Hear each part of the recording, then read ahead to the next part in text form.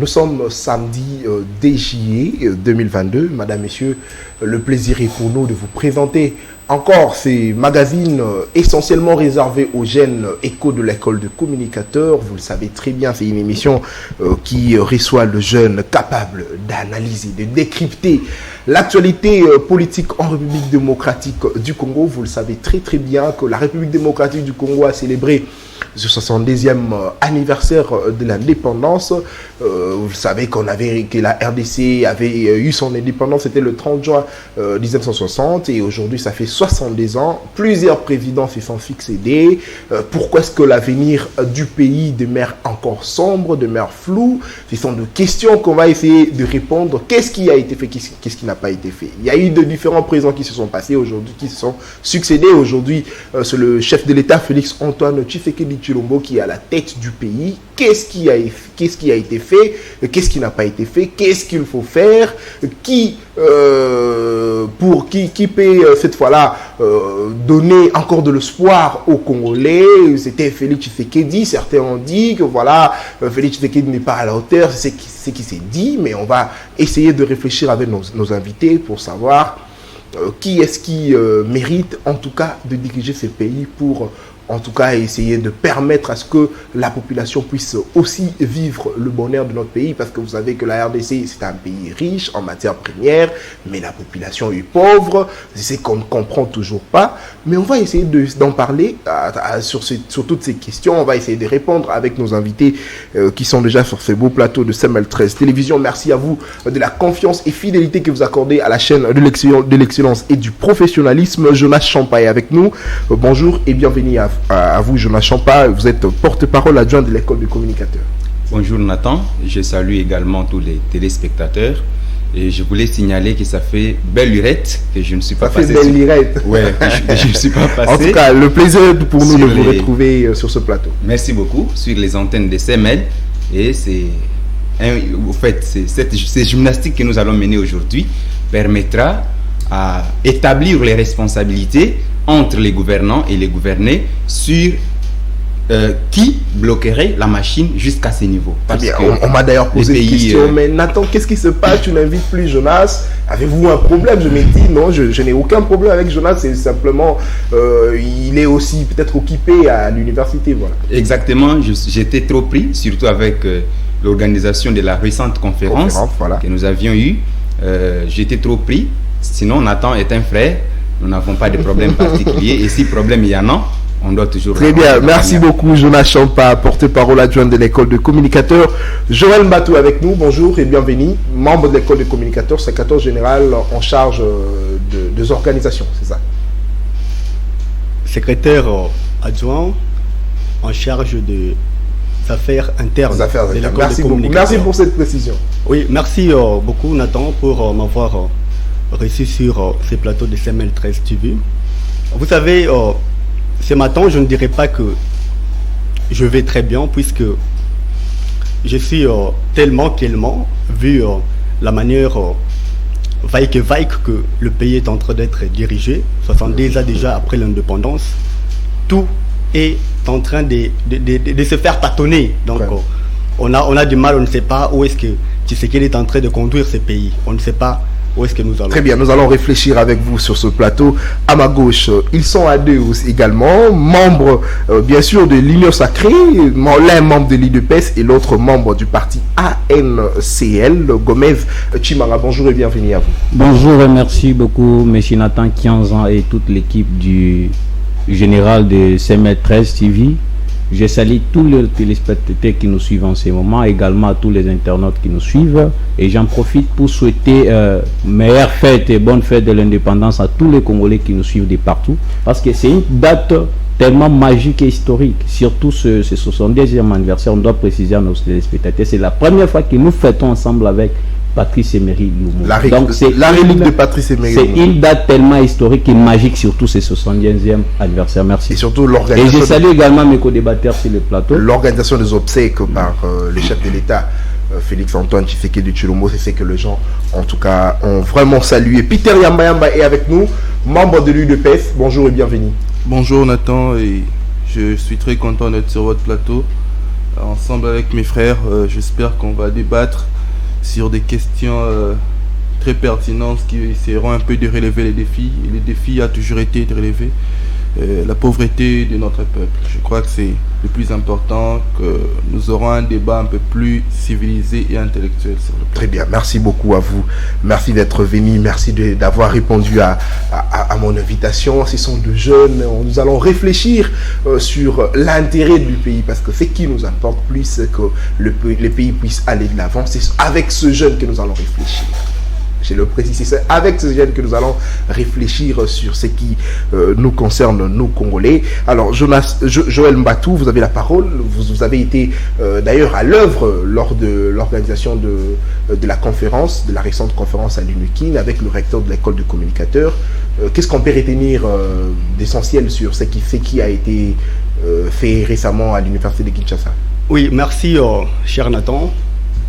Il faudrait que les invités soient présents pour témoigner ce qui s'est passé à l'UNIKIN, parce que moi, étant organisateur aussi, j'essaie un peu d'opinionner sur ça. Les gens vont penser que je suis en train de dramatiser. Alors ceux qui étaient présents au moins ont compris l'essentiel même, la quintessence même de l'organisation de cette conférence. Vous avez pendant cette guerre, la crise insécuritaire que notre pays est en train de traverser à l'est de la République, le ministère de la Communication, les gouvernements, jusque-là, étaient incapables de mettre des faits à la possession des communicateurs.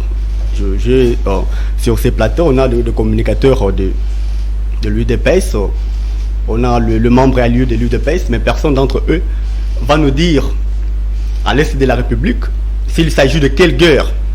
Pendant quelle période sommes-nous maintenant?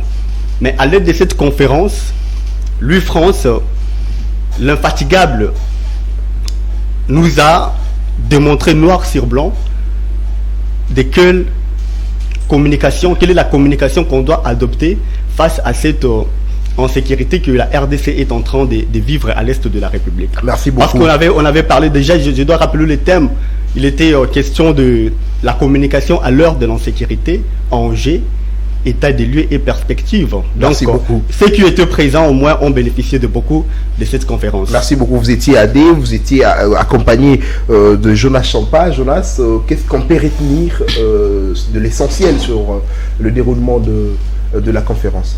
Oui, l'essentiel à retenir est que nous sommes pendant une période de crise. Et pendant cette période de crise, la communication joue un rôle majeur.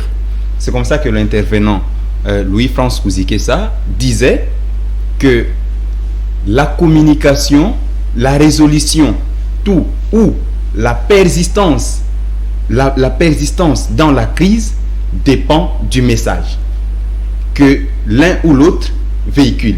Il peut s'avérer que vous êtes dans une crise dans votre famille, mais vous-même, vous pouvez décider de rester dans la crise, soit de sortir dans cette crise. Et tout cela dépend du message que vous adoptez. Donc, pendant ces moments de crise, il avait proposé que les gouvernements établissent une communication qui sera par la suite relayée par tous les médias à l'unanimité, de telle sorte que cette communication-là puisse jouer à la psychologie des adversaires. N'oubliez pas, parce que la communication peut aussi dissuader les adversaires. En fait, c'était ça l'essentiel de notre conférence, qui a été riche dans les savoirs et consorts. Merci beaucoup, Jonas Champa. Alors, Gomez Chimanga, ce n'est pas ici l'objet de notre débat sur ce plateau, mais au moins nous sommes en train d'analyser, de réfléchir un tout petit peu sur ce qu'a été la conférence organisée par le recteur de l'école de communicateurs l'UFrance. Ils ont parlé, il avait fait des démonstrations sur des stratégies de communication que le gouvernement devrait mettre en place pendant cette période de guerre. Et selon vous, comment est-ce que vous voyez le plan de communication de notre gouvernement? Parce que récemment, on doit le rappeler, il y avait des contradictions entre l'armée et le gouvernement national. Quelle attitude doit normalement prendre le porte-parole dans sa manière d'étaler le fait? Merci beaucoup pour la question, M. Nathan Kianza. Avant de... Bon, premièrement, je félicite l'encadreur de ces communicateurs. Louis France, le DG de la chaîne, CML 13. Je lui salue là où il est. Et j'apprécie vraiment son initiative. Vous savez, dans chaque métier, il faut qu'il y ait certaines directives à suivre. Et ces gens-là doivent être formés. Et nous sommes victimes dans ce pays parce que, vous voyez, même dans les régimes passés, on les voyait, un monsieur qui a fait l'informatique, le demain après-demain, il est devenu ministre, je ne sais pas de quoi, dans une entreprise ou bien dans un ministère. On a vu même des maçons être nommés comme magistrats, on en a vu. Donc avec cette initiative, des menuisiers être nommés comme magistrats. J'apprécie et j'encourage vraiment que tous les communicateurs qui ont voulu encore plus avoir de l'expertise sur le métier, qui puissent rejoindre toute la grande équipe. Donc je suis vraiment d'avis avec eux. Mais maintenant, pour répondre à votre question, monsieur Nathan Kianza, vous savez, nous les politiques, parce que moi je parle étant politique, nous les politiques, nous avons une responsabilité, une très grande responsabilité, et nous avons une mission. C'est quoi la mission? C'est de pouvoir former notre peuple et informer ces peuples-là. Et pour informer, c'est là où se posent des problèmes, l'information. Notre peuple est victime de la communication. Moi, partout, pour recadrer mon co-débatteur qui est en face de moi, qui a parlé de la communication, partout où je suis passé, j'ai toujours déploré la communication gouvernementale. Nous avons un très sérieux problème. Hormis la communication, parce que la communication, les communicateurs, nous avons une structure. Vous avez une structure qui est bien gérée. Toutes les informations qui doivent être passées dans plusieurs chaînes de télévision, bien plusieurs médias, doivent être puisées à la chaîne nationale. Vous voyez un peu ça. Donc, sur ces points-là, nous déplorons vraiment ces comportements-là. Merci beaucoup. Mais au moins, nous avons vu la bonne volonté du ministre. Il est en train de faire des sommets pour pouvoir recadrer les choses. Merci beaucoup, Gomez Chimanga. Peter, je le disais que pendant l'époque de Kabila, on a vu de maçons, de menuisiers être nommés comme juges. Et aujourd'hui, nous avions un ancien journaliste, bien sûr, à la tête du ministère de la Communication, du porte-parole du gouvernement. Mais on s'inquiète aussi de sa manière de communiquer, surtout pendant cette période de crise, raison pour laquelle le recteur de l'école de communicateurs, Louis France Kouzikessa, avait tenu une conférence, c'était le samedi dernier à l'UNIKIN, où il a parlé de la communication, de la stratégie de communication que le gouvernement devrait mettre en place pendant cette période de crise. Quelle lecture avez-vous pendant 2 minutes sur ces thèmes qui a permis à ce que la population, bien sûr, et aussi les étudiants puissent comprendre la quintessence, bien sûr, de la communication de crise? Oui, Nathan, je vais d'abord commencer à saluer l'initiative du directeur de l'école de communication, monsieur Louis France Kouzikessa, voilà. pour avoir organisé cette manifestation à l'UNIKIN. C'était au département, je crois, de sciences et communication. Oui. C'est très important. Vous savez, la communication, c'est vrai qu'il a eu organisé une conférence pour parler juste pour les histoires d'insécurité et tout consort. Mais vous savez, la communication, c'est vraiment un très grand outil, que ce soit du développement d'un pays ou même de sous-développement d'un pays aussi, parce que la culture d'un pays fait partie aussi de la communication. Voilà. Vous savez, le média que nous avons aujourd'hui, quand on parle des États-Unis, on parle de la France, tout le monde a peur. Pourquoi? Parce que ça passe par les médias. Vous savez, c'est quelque chose de psychologique. Quand vous parlez déjà à un petit garçon, un petit enfant de 10 ans, 9 ans, vous le parlez, il sait déjà que les États-Unis est une grande puissance. Pourquoi? Parce que les médias américains nous ont appris qu'ils étaient grands, vous voyez un peu. Donc dans cette période de crise, je crois que ça devait se passer comme ça aussi. Mais malheureusement, ce que je déplore est que nos journalistes à l'heure actuelle sont des partisans des partis politiques. Vous savez, c'est vrai que l'État congolais, le ministre de communication peut bien passer un message pour que ça passe partout. Mais déjà que quand il y a des camps politiques, les journalistes sont des partisans, ils ne voudront pas à ce que le chef de l'État sorte un message. Les journalistes doivent aussi faire bien le travail. Oui, les journalistes, ils sont naître, ils sont maintenant des partisans des partis politiques. Merci beaucoup. Ils veulent aussi parfois désinformer pour essayer toujours d'indexer le problème au gouvernement. Je crois que le recteur de l'école de communication devait aussi interpeller les journalistes aussi. Très bien. C'est pas que je défends Patrick Mouyaya, lui aussi il a une part de responsabilité. Merci beaucoup, Peter Mayamba, le recteur Louis France Kouzikessa, que je salue ici au passage. L'expert en communication a bien étalé, en tout cas a donné des détails sur ce qui concerne la communication de crise pendant cette période d'insécurité. Alors, Joël Mbatou, vous avez la parole. Nous étions en train de parler de ce qui a été fait et ce qui n'a pas été fait, ce qui reste à faire 62 ans après que la RDC a eu son indépendance. Quelle lecture avez-vous? Qu'est-ce que vous pensez par rapport à ces questions qui dérangent un peu les Congolais? Merci beaucoup, Jonathan. L'analyse sera tripartite. Parce que on ne peut pas parler directement de l'indépendance sans pour autant remonter les temps. Parce qu'avant d'y arriver, il y a eu une période avant l'indépendance. Mais je dois d'abord ramener à l'ordre mon co-débatteur Gomez, qui essayait de me recadrer. Je ne sais pas, il voulait me recadrer sur quoi? Alors que j'avais bien dit qu'il se pose un problème de communication au sein du ministère de la communication. Mais quand tu le venu, au lieu de me recadrer, il continue toujours à stigmatiser les mêmes choses. Bon, alors que là n'est plus le débat. Là n'est plus le débat. Voilà. Je dois directement entamer mon analyse. Très bien. Vous avez noté, avant d'y arriver, il faut d'abord faire la balise terminologique, ou soit le déminage et démystification du concept indépendance. Parce que beaucoup ont du mal à comprendre c'est quoi l'indépendance. C'est tout le monde en bonne fête de l'indépendance. Est-ce qu'aujourd'hui, les Congos peuvent dire être indépendants? C'est une question qu'on doit se poser. Alors, quand on parle de l'indépendance, on voit d'abord l'autonomie d'un pays. C'est-à-dire, quand on dit que la RDC est un pays indépendant, on suppose que la RDC est un pays capable de se prendre en charge. Très bien. Mais aujourd'hui, est-ce qu'on peut dire que notre pays est capable de se prendre en charge? Mais aussi, pour parler de l'indépendance, il faut déterminer dans quel secteur la RDC est réellement indépendante. Parce que, d'abord, si sur le plan sémantique du concept indépendance, il s'est posé d'abord un grand problème. L'on n'arrivait pas, avec, à l'aide de nos langues, de détecter le message derrière cette indépendance. Même Lumumba, qui s'est battu pour cette indépendance, ne comprenait pas. Parce que d'abord, ces mots-là, sémantiquement, n'existaient pas dans nos langues nationales. Alors, puisqu'il s'est posé un problème, à ce niveau, on devrait maintenant mettre un plan. Donc, le mesure d'accompagnement d'après l'indépendance. Parce qu'on ne peut pas proclamer l'indépendance sans pour autant savoir qu'est-ce qu'on fera après cette indépendance-là.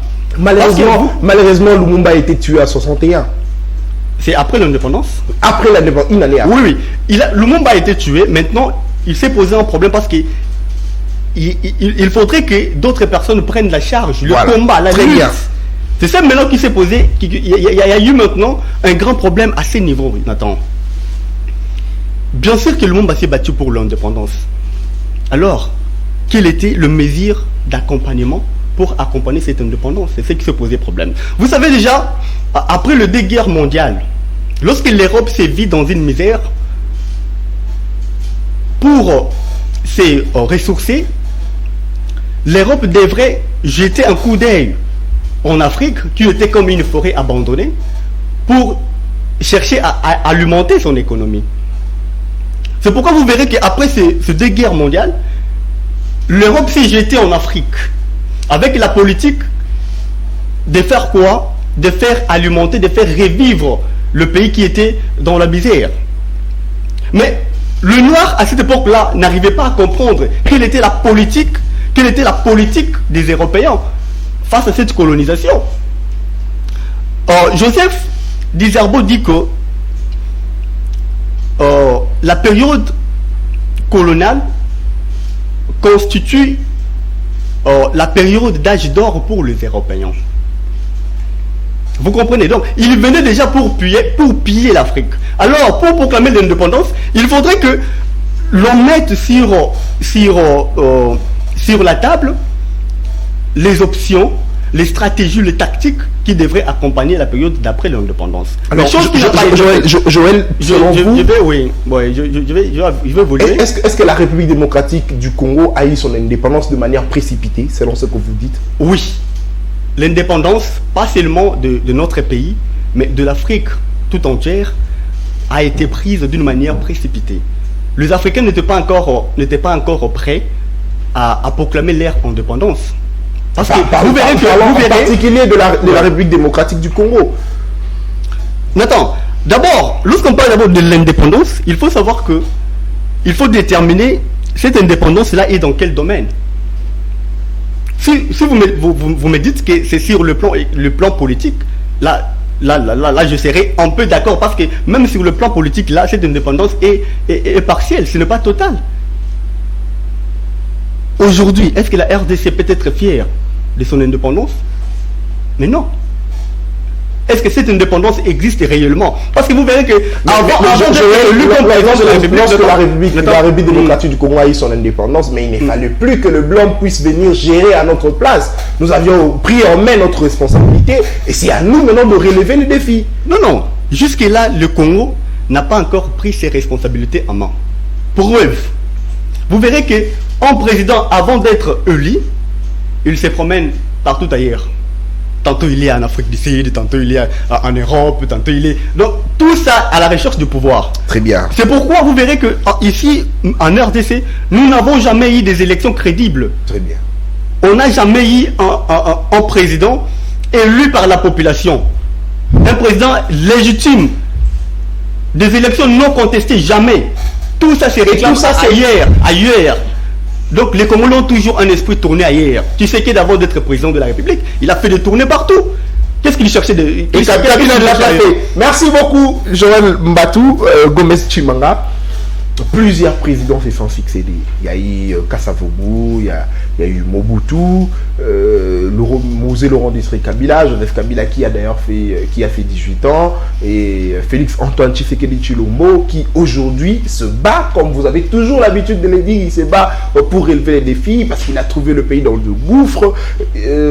Gomez Chimanga, qu'est-ce qui a été réellement fait durant ces 62 ans et qu'est-ce qui n'a pas été fait et qu'il faut cette fois-là se concentrer pour le faire de manière à ce que le pays puisse décoller? Merci beaucoup encore une fois de plus, Nathan 15 de la parole. C'est une question, vous savez, quand on parle de l'indépendance, c'est une question tellement qu'on doit prendre avec beaucoup d'utilité. Parce que c'est un moment qui nous rappelle beaucoup de événements. Et avant d'y arriver, avant de répondre à votre question, j'aimerais éclairer notre opinion.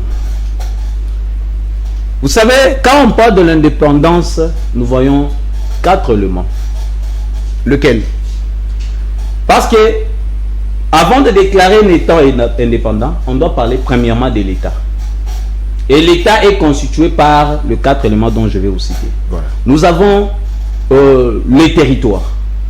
Nous avons la population. Très bien. Nous avons le gouvernement. Nous avons la reconnaissance internationale et enfin nous avons la souveraineté. Donc parlant, la RDC est déjà un État. Et parler de l'indépendance, j'aimerais un peu recadrer mon co-débatteur quand il parle que nous ne sommes pas.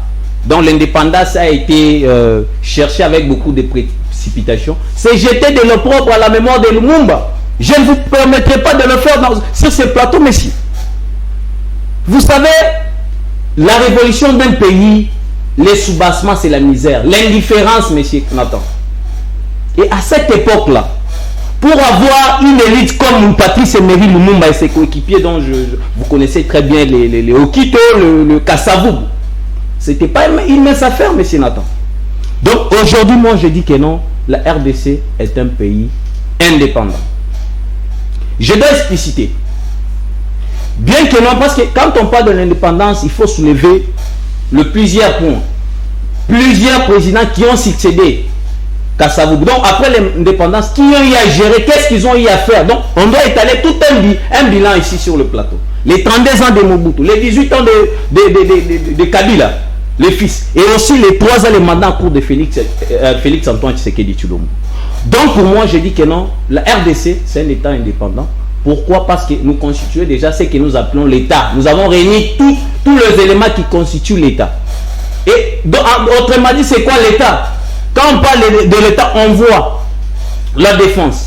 Nous voyons la sécurité. Nous avons les services de renseignement. Nous avons la police, les réformes économiques.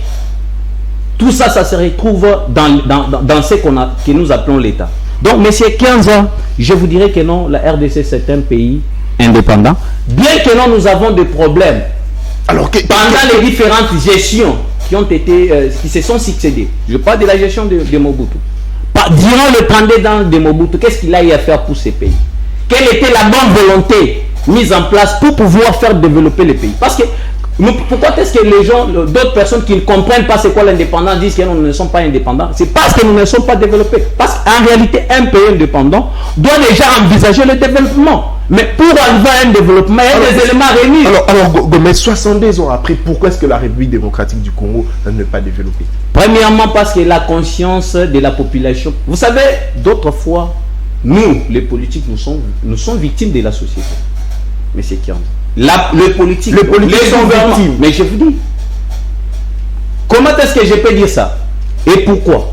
Parce que premièrement, avec la gestion de Félix Antoine Tshisekedi Tshilombo, nous avons trouvé le pays dans la boue, où la population était déjà habituée avec les dialèmes, où on avait inculqué la jeunesse, l'idéal que non, l'idée que non, on doit toujours être derrière les politiques. Le dialème, mais c'est ce qu'on voit avec, on a vu récemment. Vous voyez, monsieur, c'est la vie. Donc, quand on parle de l'indépendance, on doit d'abord reconnaître les personnalités, ces personnages-là qui ont y œuvré pour l'indépendance. Très bien. Merci. Qui ont y à sacrifier leur jeunesse pour l'indépendance. Merci beaucoup, Gomez. Et quand on parle de l'indépendance, monsieur Kianza, aujourd'hui, je suis trop fier de dire que non. C'est la première fois, comme je le dis tout au début, que nous avons fêté avec Lumumba ensemble. Donc là où il est aujourd'hui, il est très ravi que non. Les retombées de son combat, c'est qu'il a y amené comme mythe Saïd de la Valais. Ça a été valorisé par le régime Tshisekedi Tshilombo. Merci beaucoup, Gomez Chimanga, pour vos analyses. Jonas Champa, vous avez la parole. Est-ce qu'aujourd'hui, la République démocratique du Congo peut-elle être fière de célébrer ses 70 ans? Merci beaucoup de la question, cher Nathan. J'ai suivi beaucoup de balivernes et beaucoup de bruit sur les plateaux, de la part, bien entendu, de Gomez. Mais Gomez doit savoir que personne sur ces plateaux n'a nié l'existentialité juridique et étatique de la RDC. Personne n'a nié que la RDC n'est pas un État. Ça, c'est une certitude sur les plateaux. Je ne l'ai pas entendu sortir de la bouche d'un co-débatteur. Il a dit tout à l'heure là que eux, qui sont politiques, sont victimes de la population. J'attendais qu'il nous démontre un tout petit peu cette victimisation, chose qui n'a pas été dite par lui. Alors, vous voyez que même les contenus sémantiques du terme, du mot victime, l'échappent. Comme le mot indépendance les a échappés et a échappé à ses aïeux. Très bien, répondez d'abord à la question de l'UDPS. Voilà. Alors, il faudrait ici dire que la problématique de l'échec de l'indépendance découle, d'une part, de la non-maîtrise du contenu sémantique du mot indépendance, mais aussi de la mauvaise communication qui a découlé à l'issue de cette action. Pourquoi je parle de la mauvaise communication? Parce qu'il y a des leaders de l'époque qui ne comprenaient rien de ce qu'on appelle l'indépendance, qui disaient à la population que lorsqu'on sera indépendant, vous n'irez pas au champ. Lorsqu'on sera indépendant, vous ne travaillerez pas, vous serez comme des blancs. Dès lors, on sait qu'à l'époque, la seule activité, c'était l'activité agricole. Voilà. Il fallait, en ce moment-là, avoir une communication qui permettrait, qui pousserait au peuple d'aller au travail, voilà, d'aller au champ, cultiver, parce que c'est à l'issue du travail que le pays atteint son émergence, atteint son développement. Et même jusqu'aujourd'hui, la valeur humaine, la ressource humaine congolaise n'est jamais mise en valeur. La mise en valeur de la population, c'est à travers le travail, chose qui n'a pas été faite. Et dès lors, on sait que les souverains, ça c'est Thomas Hobbes qui le dit, c'est un philosophe, il dit ceci: les souverains individuels et collectifs, quand il parle du souverain individuel et collectif, il fait allusion au président de la République, souverain individuel, il fait allusion au Parlement, qui constituent les souverains collectifs. Il fait allusion au gouvernement qui constitue les souverains collectifs. Et donc, doit toujours, les souverains individuels et collectifs, doivent toujours avoir raison, doit représenter la raison et il a toujours raison. C'est pourquoi il lui appartient de déterminer ce qui doit valoir comme bien et comme mal à éviter dans une société. Voyez maintenant aujourd'hui où on en est. Il a parlé de l'éducation, de la formation, mais l'État a pour rôle aussi l'encadrement de la population. Est-ce que la population congolaise est encadrée? Si oui, à travers quel mécanisme? La population n'est pas encadrée. Parce qu'il y a des gens que nous appelons en éducation populaire les adultes. Les adultes, c'est qui en éducation populaire? Ce sont des gens qui ont dépassé l'âge de la scolarité. Est-ce que ces personnes-là sont encadrées aujourd'hui au Congo? Non. Ils parleront des Koulouna, mais non, c'est insuffisant. Il n'y a pas que les Koulouna qui ont manqué l'âge de scolarité. Il y a beaucoup de gens qui n'étudient pas. Quel est le plan qu'ont les politiques sur cette question?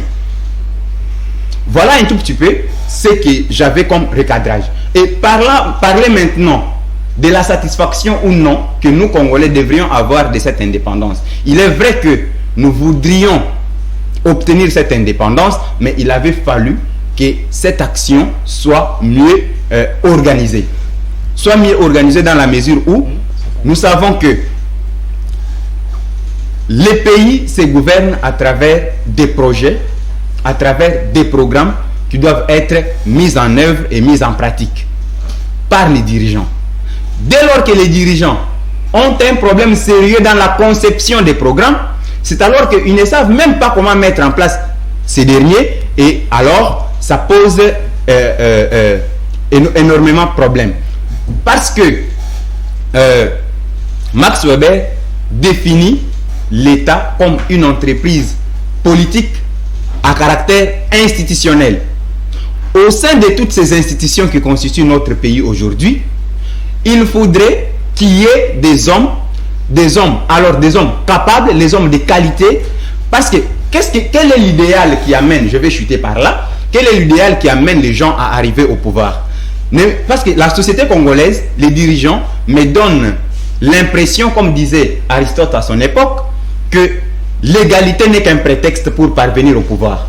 Ils dénoncent l'inégalité parce qu'ils ne sont pas, ils sont frustrés quelque part. Ils disent que nous n'avons pas d'égalité, nous vivons dans l'injustice. Et lorsqu'ils viennent au pouvoir, rien du tout ne s'est fait. Merci beaucoup. Je vais chuter par là, Nathan. Merci. Alors, cette société, je disais qu'elle me donne l'impression d'être une société injuste parce que il n'y a pas de plan. Il n'y a pas de plan. Vous voyez. Merci beaucoup, Jonas. S'il te plaît, Nathan, je vais conclure mon propos, sinon ça risque rapidement à des confusions. Je disais, pourquoi on vient au pouvoir? On vient au pouvoir pour corriger ce qui n'a pas été fait par les prédécesseurs. Mais lorsqu'on vient au pouvoir avec une répétition des mauvaises actions des prédécesseurs et en doublant même les prédécesseurs de ce qu'ils n'ont pas fait, et là je me dis, la société congolaise a une crise des personnes. Merci à l'heure actuelle. Merci beaucoup, Jonas. Peter Yamayamba.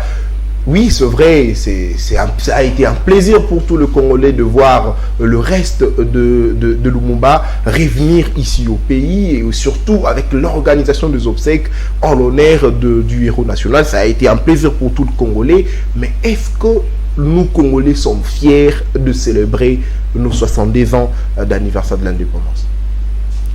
Nathan, j'ai entendu mes co-débatteurs parler, mais c'est que je déplore un peu et que j'ai mal, et que nous, Africains, nous, Congolais en particulier, nous sommes toujours aliénés, j'allais dire, nous avons la forme de l'éducation que l'homme blanc nous a donnée. Je comprends maintenant qu'il a vraiment eu à gagner du terrain dans notre pays. Vous savez, avant de parler de l'indépendance, nous devons d'abord savoir qu'est-ce qui a été fait lors de la colonisation. Après 1885, quand les Blancs, les grandes puissances occidentales se sont partagées l'Afrique, à Berlin autour de Bismarck, ils ont construit des écoles. Ils nous ont civilisés. Entre guillemets, ils ont appelé ça la civilisation. Et déjà qu'il n'y a pas une civilisation universelle. Ils nous ont civilisés, ils nous ont appris leur langue, ils nous ont appris leur religion, ils ont construit des écoles. Et les écoles nous ont appris à réciter, comme mon frère est en train de faire, il est en train de réciter. C'est tous ces cours.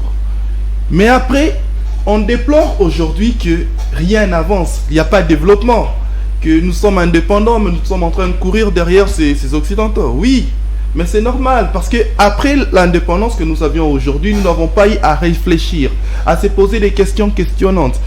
Qu'est-ce qui ne marchait pas? On nous a changé, on nous a donné un système politique, la démocratie, oui, la démocratie à l'occidental. Déjà qu'on sait tous que même chez eux-mêmes, la démocratie devient périmée, démodée, j'allais dire passée, archaïque. On a une démocratie qui ne cadre pas avec nos réalités socioculturelles. On a une démocratie qui ne cadre en rien avec notre peuple.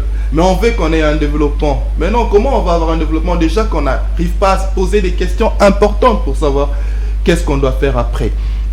C'est vrai que nos pères de l'indépendance se sont battus pour que nous puissions quitter le joug de blanc. Oui, c'est vrai. Mais qu'est-ce qu'ils ont eu à mettre en place? Les Kwame Nkrumah, les Sékou Touré, les Lumumba, après l'indépendance, ils ont cru à l'Afrique unie. Ils ont voulu que l'Afrique soit unie. Mais les dirigeants qu'on a eu après ont déjà été aliénés par les Blancs. On nous a donné une forme de démocratie à l'occidentale qui ne cadre en rien. On nous propose la majorité et l'opposition. Pourquoi? Parce qu'aujourd'hui, si on est avec la majorité, si ça ne marche pas, on part dans l'opposition. On va commencer à les rebalancer comme ça. C'est ça les systèmes politiques que nous avons mis en place. Jonas regrette de voir que ceux qui sont venus après font de même avec... font pareil avec leurs prédécesseurs. Mais c'est normal parce que nous n'avons plus de racines. C'est normal que ça se passe comme ça. Parce qu'on ne se pose pas des questions normales.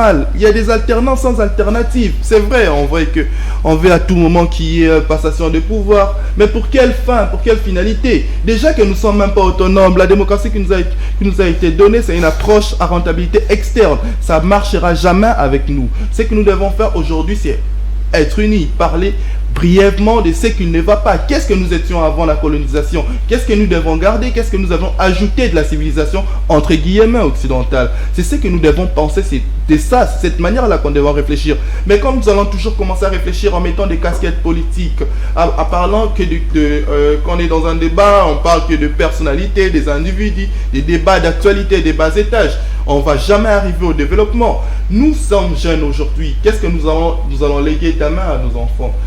C'est vrai, le Lumumba nous ont légué ces pays. Mais les Blancs aussi savaient, les Blancs n'étaient pas bêtes, ils n'étaient pas stupides, ils savaient que c'est vrai, on va leur donner une indépendance. L'indépendance politique, on va leur montrer un système politique, on va leur donner un système éducatif. Regardez un peu, un enfant qui finit l'école primaire, il fait 6 ans de l'école primaire, avec quelle valeur ajoutée? Il fait encore 6 ans aux humanités. Qu'est-ce qu'il ajoute? S'il s'arrête là, qu'est-ce qu'il sera dans la société demain? Et après, il fait 5 ans d'université après. Il fait peut-être la langue, il fait les latins, il fait je sais pas quoi. Mais qu'est-ce que ça, je me finir. Qu'est-ce que ça ajoute? On construit une école, par exemple, à Mbandaka ou je sais pas où, mais qu'est-ce qu'on met comme faculté? On met la faculté de langue, littéraire ou tout consort. Mais quand on finit, on devient quoi? C'est ça, l'homme blanc a fait cette école, cette forme d'éducation pour nous maintenir dans l'administration. Et ils étaient en train de prendre nos minéraux, ils les transformaient et ils nous maintenaient là. Mais si nous continuons toujours avec cette forme d'éducation, avec cette forme de système politique, il n'y aura jamais de développement. Ce sont des questions que nous devons nous poser au lieu de poser des questions d'alternance. Merci beaucoup Peter. Alors, Joël Mbatou, quel a été l'apport de la jeunesse durant ces 70 ans? Parce qu'on a vu Lumumba s'est sacrifié pour l'intérêt de toute la nation. Quel a été l'apport de la jeunesse aujourd'hui? Nous voyons le jeune derrière le politique, les jeunes derrière, en train de faire du djalelo, comme l'a dit notre ami. Quel a été l'apport de la jeunesse et quelle attitude doit prendre le jeune cette fois-ci pour que les choses puissent changer? Nathan, vous savez, hier, j'ai discuté avec le docteur Matt. Il m'a dit que lorsqu'on est jeune, on doit éviter la réflexion rapide. Quand on était en train d'évoquer la question de l'indépendance, nulle part, on a dit que la RDC n'était pas un État. Parce que la RDC étant une personne du droit international, parce que c'est un État reconnu en droit international, l'État doit remplir 3 critères. avoir ce qu'il a cité là, le territoire, population et gouvernement, tout ça, ça fait partie du droit international. Moi, je n'ai pas évoqué cette question, alors je ne sais pas pourquoi il voulait suppléter là-dessus. Mais ce n'est pas ça, je veux pouvoir répondre à ta question. Vous savez que Nathan Lumumba était jeune. Il s'est battu pour ce pays. Mais le problème, c'est quoi? Le problème, c'est que il n'avait pas préparé son entourage pour qu'après lui, que le combat continue. Alors, lorsqu'il est parti... Donc, vous pensez que le combat de Lumumba n'a pas été pérennisé? Non. Dès qu'il est mort, tout a cessé. Et aujourd'hui, on est en train de suppiter. C'est pourquoi, moi, je le dis que... Je le dis toujours, Nathan, quand nous prendrons le pouvoir...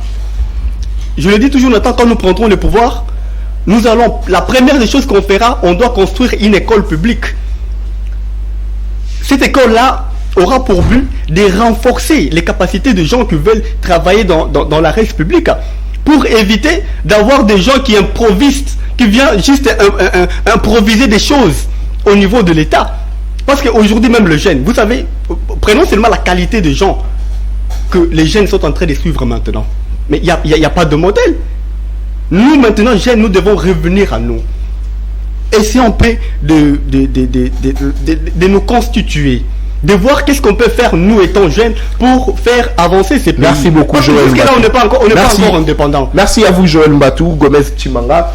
On doit aussi parler de la responsabilité de la jeunesse, en quelque sorte. Qu'est-ce que la jeunesse doit faire? Qu'est-ce que la jeunesse doit éviter? Parce que nous voyons aujourd'hui le jeune courir derrière le politique, comme l'ont déploré nos amis sur ce plateau. Quelle attitude doit normalement prendre la jeunesse aujourd'hui pour essayer de changer les choses? Parce qu'il ne faut pas aussi faire la politique comme les autres ont fait, comme nos vieux ont fait. Les jeunes doivent changer leur manière de voir les choses, changer leur manière de faire la politique, surtout que vous venez de dire ici que vous êtes politique. Quelle attitude doit normalement prendre la jeunesse vis-à-vis de la situation de notre pays? Monsieur Nathan, c'est avec beaucoup de regrets que je constate que non, il y a des philosophes qui viennent au plateau pour pouvoir décortiquer questions tellement pertinentes comme celle-ci. Pourquoi est-ce que j'ai évoqué la question de l'État? Pourquoi est-ce que j'ai ressorti ces éléments-là? Quand on parle déjà d'un gouvernement, il y a une certaine autonomie. Donc, d'office, les gouvernements doivent faire des sommets pour avoir son indépendance. C'est de là dont j'ai ressorti ce terme-là d'un État. Et la responsabilité de la jeunesse. Monsieur Nathan, vous savez, dans chaque circonstance, il y a toujours un leader. Et le leader, c'est lui-même qui commence la chose. Et l'indépendance et la révolution, c'est un réflexe. Quand ça vient une fois pour toutes. Il ne faudrait pas que Lumumba reste de mère éternelle, soit qu'il ne peut pas, je ne sais pas comment, est-ce que mon co-débatteur l'a dit. Sinon, déjà, les gens qui vivaient à l'époque de Lumumba voyaient déjà cette indignation-là, cette indifférence-là. Donc, c'était déjà un état d'esprit qui a été déjà révolutionné dans chaque esprit de ces gens-là. Et le problème que nous déplorons, c'est la continuité du combat de Lumumba. C'est ce qui a été mal fait. Maintenant, c'est que moi, je demanderai à la jeunesse, parce que Lumumba, c'est une élite. Et la meilleure façon d'honorer la mémoire de Lumumba est de continuer sa lutte. C'était quoi la lutte de Lumumba? C'était pas de nos obédiences politiques, mais c'était d'un Congo fort uni, d'une autonomisation de la RDC. Ça. Donc c'est de ce sens-là que les jeunes doivent se prendre en charge. Merci. Se prendre en charge dans plusieurs plans. Merci. Pas forcément sur les domaines politiques, mais sur tout le domaine. Donc ce que vous faites, vous le faites avec considération, avec engagement, monsieur Nathan. Donc dans ce sens-là, j'en profite beaucoup faire appel à toute la jeunesse congolaise de se prendre en charge. Merci beaucoup Gomez Tshimanga, Jonas Champa. Est-ce que vous pensez aujourd'hui qu'il y a de jeunes qui suivent l'idéologie de Lumumba? Non pas de jeunes qui laissent beaucoup de cheveux et mettent une ligne pour se dire Lumumba, mais ceux qui se battent pour que le combat de Lumumba soit pérennisé. Est-ce qu'ils existent aujourd'hui? Bon, je ne pense pas, mais je n'ai jamais vu un jeune qui puisse travailler en ce sens, malheureusement, parce que vous avez élagué l'aspect physique qui, du reste, ne représente pas grand-chose. Ne représente rien. Voilà. Et donc, je voudrais dire ici que le problème, c'est le problème de la libération nationale. Pourquoi amener des gens qui se contredisent? Gomes se contredit pourquoi? Il a dit que Lumumba doit être heureux en ce moment parce que on est en train d'honorer son combat. Mais à la fin, il déplore le combat de Lumumba. Ça, c'est... Non, moi, je n'ai pas déploré le combat de Lumumba. Il vient appeler la conscience de la jeunesse. Je n'ai pas déploré, ni pas j'ai déploré le combat de Lumumba. L'émission est enregistrée. Vraiment. L'émission est enregistrée si on redémarre la vidéo. Enlève la philosophie. S'il vous plaît. Vous voyez que... Vous voyez nous réciter la philosophie. S'il vous plaît. Je voudrais te dire que c'est la philosophie qui organise l'État. Ce sont les philosophes qui réfléchissent sur comment l'État devrait être. C'est une nouvelle connaissance à mettre dans ton sac. Voilà. Je voudrais maintenant poser cette question à Peter. Non, vous n'avez pas le monopole de poser la question. Nous répétons des choses. Vous n'avez pas alors que c'est le système. Nathan, écoutez ma logique. Alors que c'est le système qui nous a été légué par les colons. Aujourd'hui, avec le régime actuel, lui est membre de la même famille politique que le président de la République. Quel système éducatif nous ont-ils proposé? Il nous propose une histoire de LM2. Attendez.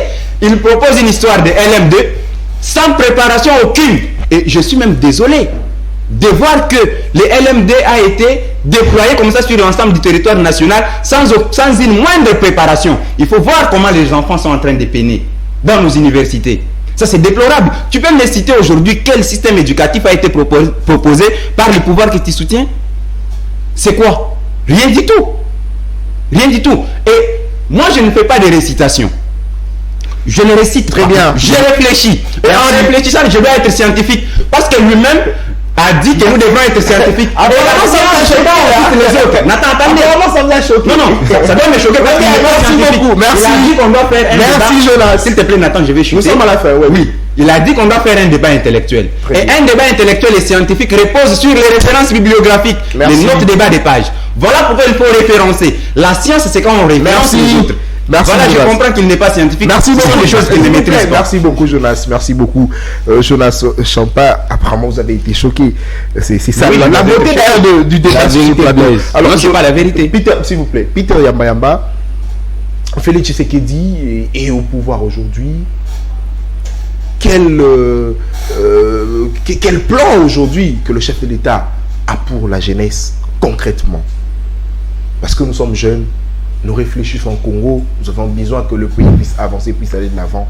Quel plan le chef de l'État a pour la jeunesse congolaise? Oui, je vais revenir à votre question, mais je vais essayer un peu de calmer mon frère en face. Déjà, quand il est en train de dire qu'on doit réfléchir et rester intellectuel, ça veut dire qu'on doit avoir des références bibliographiques ou quoi que ce soit. Tout ça, ce sont des alinéations et récitations qui sont apprises à l'école. Vous savez, l'homme blanc nous a appris à s'arrêter, à s'accommoder dans un système. Et quand on sort de ce système, on ne peut plus réfléchir. Un intellectuel, c'est quelqu'un qui trouve des solutions dans des moments très difficiles. Mais quand tu me dis que non, on doit toujours se référer à quelque chose, ça veut dire qu'on ne peut pas sortir de sa zone de confort quand on a un problème. Ce type ne comprend pas que la science, c'est aussi référence. S'il vous plaît, Jonas, nous sommes à la fin. Je reviens à votre question. Le système éducatif, vous savez, le président de la République n'a que 3 ans au pouvoir.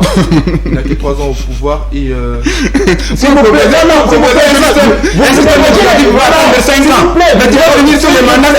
s'il vous plaît, vous dérangez l'émission, nous sommes à la fin.